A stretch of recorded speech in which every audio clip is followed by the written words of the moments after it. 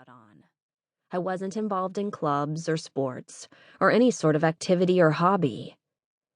It seemed like my mother had enough trouble just remembering to pick me up from school.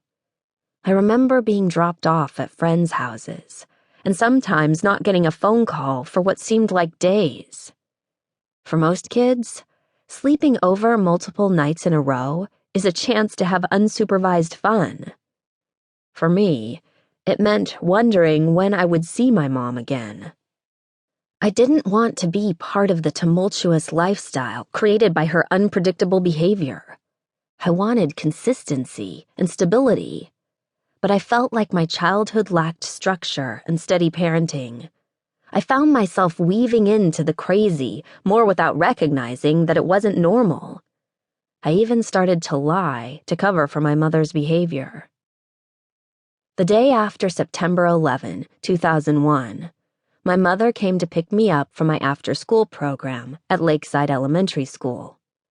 It was a program where the teachers sent you to an open space in the school, like the gym or cafeteria, until about 5 or 6, when your parents would pick you up on their way home from work. The previous day had been marked in American history as one of tragedy and loss on our soil.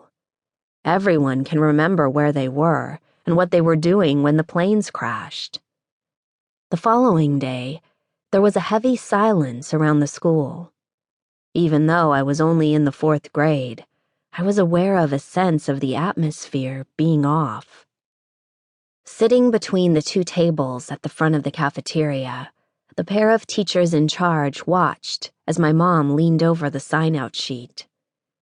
Their disparaging glances caused a sense of panic to rise in my chest. I rushed up to my mom so she didn't have the chance to speak to them. Did Jack Daniels suddenly make a perfume?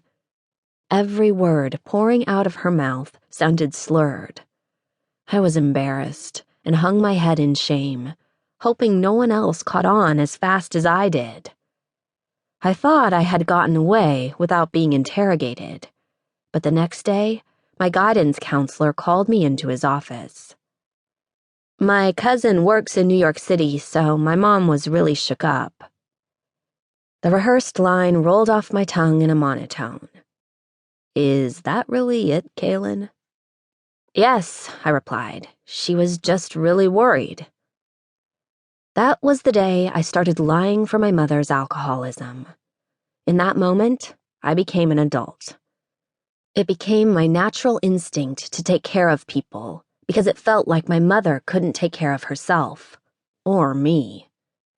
Cleaning up vomit after a hard night of drinking made me look a little like Cinderella, except my version was even more twisted than the brothers Grimm could imagine up. Although I was fortunate enough that my mom was able to provide clothing, a roof over my head, and food on the table, her job working at multiple bars as a bartender caused more problems than it was worth. I remember how sometimes, when she got off of work, she'd disappear for a few days. Meanwhile, the person she hired to watch over me was, unbeknownst to my mom, a coke-snorting babysitter who preferred the dollar bill method. In those times, when she would disappear for days without warning, I'd wonder if I would ever see her again.